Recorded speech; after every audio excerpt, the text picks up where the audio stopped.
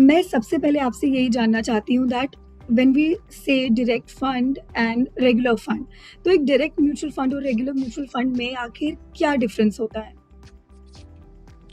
So let's start नॉमी की पहले एक दो सिमिलैरिटीज समझ लेते हैं कि कोई भी जो फंड है, चाहे वो डायरेक्ट हो या रेगुलर हो, उसका जो स्ट्रक्चर होगा वो सेम होगा। लेट्स से हम ये बोलते हैं कि निफ्टी 50 का इंडेक्स फंड है, तो चाहे वो रेगुलर फॉर्मेट में हो या डायरेक्ट में, वो सेम निफ्टी 50 को ही ट्रैक करेगा, सेम कॉम्पोजिशन होगी, उसको सेम फंड मैनेजर ही मैनेज करेंगे, एवरीथिंग रिमेन्स द सेम। उसके कॉन्स्टिट्यूशन में, उसके स्ट्रक्चर में कोई डिफरेंस नहीं होगा।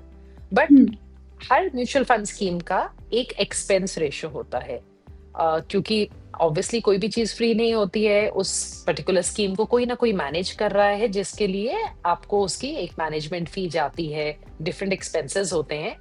तो हर म्यूचुअल फंड स्कीम का एक एक्सपेंस रेशियो होता है। जब वो स्कीम डायरेक्ट फॉर्मेट में होती है, तो आपने वही एक्सपेंसेस पे करने हैं जहां पे आपने फंड हाउस के चार्जेस दे दिए, जो मैंडेटरी एवरीथिंग, जहां पे उसकी फंड मैनेजमेंट से रिलेटेड है।